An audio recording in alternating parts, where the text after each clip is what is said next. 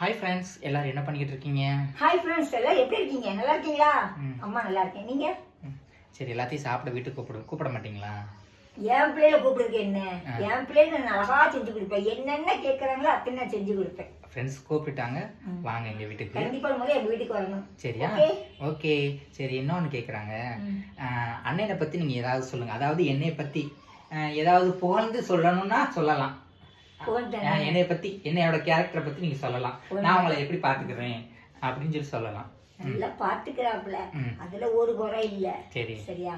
ஆனா சொல்றதே கேட்க கிடையாது. அவன் என்ன நினைக்கானோ அதான் அவன் செய்வான். பெரியவங்க சொன்னா பின்னால ஒரு காரியம் இருக்குன்னு அர்த்தம். அது காதுல வாங்க கிடையாது. 5 நிமிஷம் யோசிச்சாலே அதுக்குடைய பலன் கிடைக்கும்.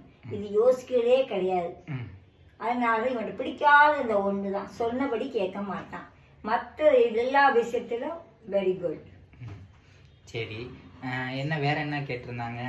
அண்ணனோட கேரக்டர், என்னோட கேரக்டர் எப்படின்னு கேட்குறாங்க. சூப்பர்.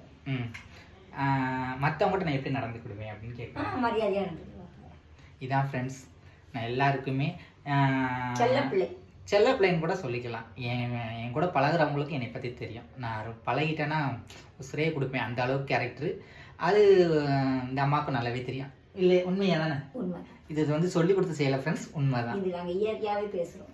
பாய் ஃப்ரெண்ட்ஸ். பாய்.